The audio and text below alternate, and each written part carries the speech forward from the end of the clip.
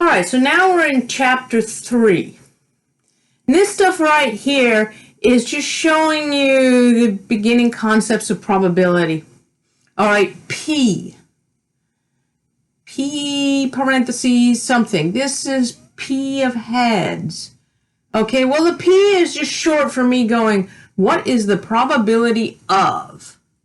All right, because I'm way too lazy to write out all that. And sometimes you'll even see the book go with, well, there's P of A and P of B, and then somewhere over here they got to tell you what A and B stand for.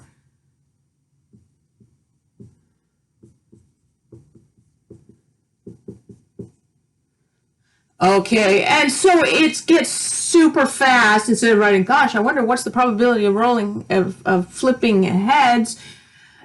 Well, you just build write down P of A. Okay, it looks like fancy notation, but once you know how to read it, this just says, what's the probability of getting heads?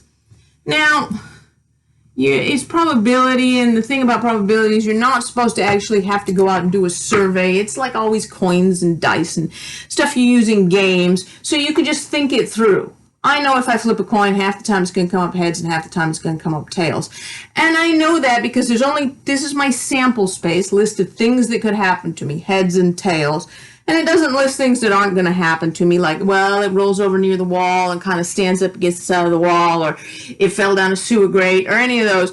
It just has, it's either going to land on heads or tails. So 1 out of 2 times, okay, there's out of 2, my sample space is 2, and 1 out of those 2 is going to be what I want. So that would be the probability of that. And you don't have to write it as a fraction. You can also write it as a decimal. You're not supposed to write it as 50%. People use that all the time. They'll just say, well, what's the probability? That's like 50%. Okay, but you're not supposed to. The answer is supposed to be between 0 and 1, and 50% isn't between 0 and 1. So you're supposed to go with either fractions or decimals and not percents. But if you accidentally switch yours into percents, I know what you're talking about. You get full credit anyway. Okay, probability of getting the King of Hearts. Now, we're in a totally different sample space here. This is obviously, I've got a deck of cards. And always when you're doing these, the decks of cards have 52 cards because they don't have the jokers in them. And out of all those cards, only one of them is a King of Hearts. So 1 out of the 52.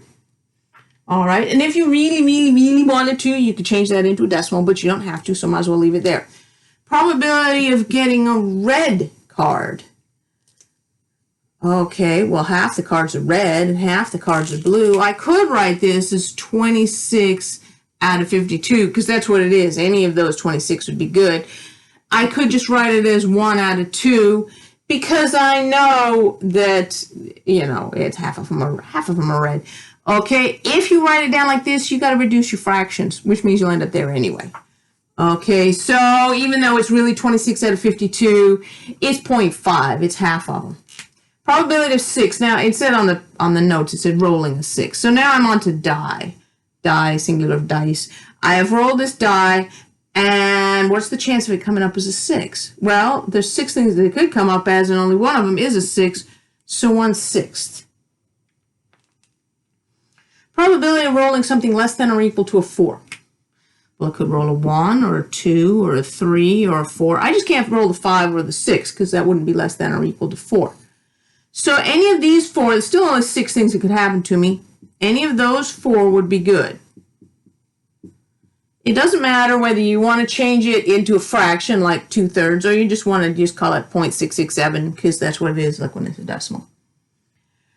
Probability of getting 5 queens. All right, so now I'm sitting here playing poker and someone starts giving me my cards and I sit and I wait until they're all in front of me and then I pick them up and I look at them. What is the probability that I'm going to see 5 queens there? Well, 0. There's only 4 queens in the deck. It's impossible to get. Okay, it's impossible to get 5 queens in a poker hand. So 0 is one of your possibilities for probability. And what's the probability of not getting a 7 of diamonds? I just said not a 7, but now not getting a 7 of diamonds. All right, well, there's 52 cards, and only one of them is a 7 of diamonds, so 51 of them would be good. that's the probability of that. And I saved this last one, probability of rolling a 5 and flipping heads.